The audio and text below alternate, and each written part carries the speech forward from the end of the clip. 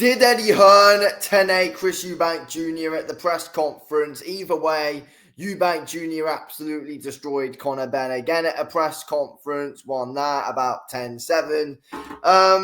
Yeah, look, getting right into it. The reason why Eddie Hearn might have actually 10-8'd Chris Eubank Jr. at a bloody press conference, who would have thought it? He outsmarted him there. You know, he rang on his little cards, his matchroom cue cards, whatever you call them, was holding them up instead to say what he wanted to say. Smart idea, fair play to him on that one, to be honest. Brought a bit of joy to the press conference with some real weird, uncomfortable smile on his face, though. That was certainly something.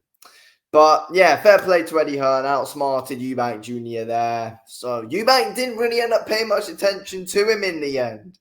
There are a few digs at Matchroom here and there, but overall there wasn't loads of attention on Eddie Hearn. Eubank Senior was beside Junior, which was good to see. Senior at a press conference with him, of course. Obviously, the four we've had previously, Nigel Benn was there with Conor Benn. First time we've seen Senior there.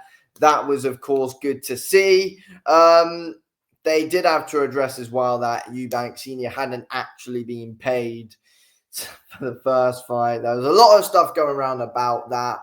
I do see why people were thinking why. Personally, I don't think he was, but it might have been the whole thing premeditated. They made up before. Not just on the day, but they might have already knew from the Egg Smash press conference what the plan was to do. That wouldn't surprise me, and I reckon that was probably likely, to be honest with you. But yeah, Eubank Jr. was there claiming that he had a security guard, bodyguard, whatever, blacklisted. Eddie Hearn ended up holding up his sign saying bullshit, fake news.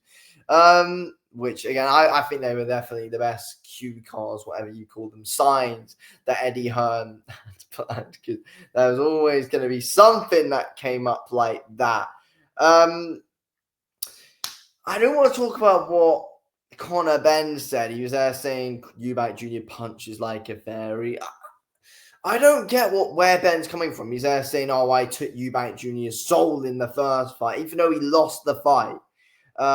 It's weird to me. And Eubank Jr. has even said it himself, in that first press conference for the rematch, that Conor Benn's basically gone on just a losing tour, basically. Celebrating like he won the first bloody fight. We haven't really seen anything like it. He's acting like he won, talking like he won. He's coming in with a calmer attitude. And, look, I could kind of tell in there at times when they were going back and forth about the weight. Ben was getting agitated and trying very hard not to break the character, which he's trying to make everyone perceive him as going into this fight, that, he's so calm. But let's be real. He was ready to crack if something was about to happen.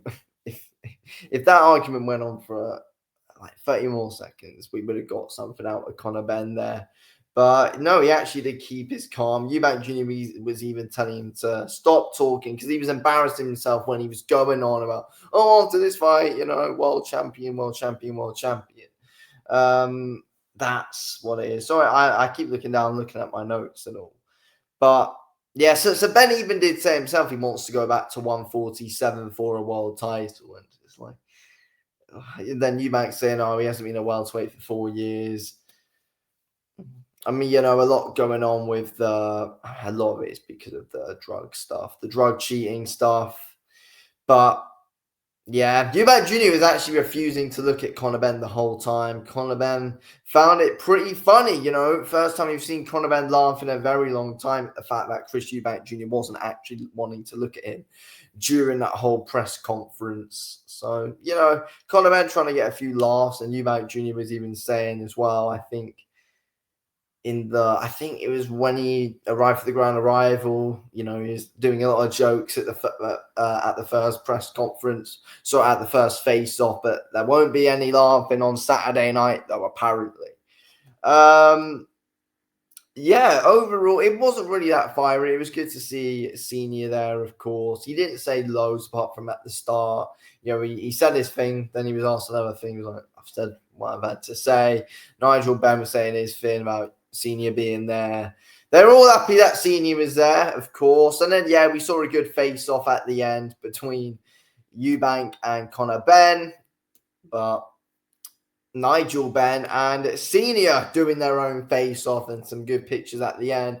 More respect being shown. And yeah, it was, I think, a big talk at the press conference of the fact that Senior was there. Eddie Hearn actually didn't talk the whole time. He didn't crack the whole time, even when Eubank was talking about the ambulance thing here and there, was calling Eddie Hearn a scumbag for bringing up the Ricky Hatton thing in the first press conference. Eddie Hearn actually didn't say anything.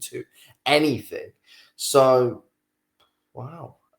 Look, Conor Benn, you could say probably is playing a character going into the build-up. But fair play that he has actually been able to keep his cool, though. Fair play to him on that. Yeah, I think it was interesting. There wasn't really loads to say, like, compared to the X-Mash press conference and all, like, yeah, I feel like loads of people were expecting this to kind of be at the level of that, but I mean, I certainly wasn't. But I think there were people whenever these two, lock horns. But nah, that was never going to happen. Wasn't really the best of press conferences, but there were moments that we got out of it. Mostly Eddie Hearn and Senior. Other than that, that was it. Really, there wasn't really loads of key things to break down.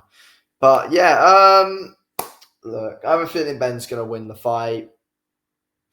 I really hope not. Senior did say, though, he was there to help Eubank Jr. with the weight cut, which he's having to weigh in the morning. So, yeah, it's not going to be the best of nights for Eubank Jr. trying to shred all of that weight off, plus not being able to dehydrate.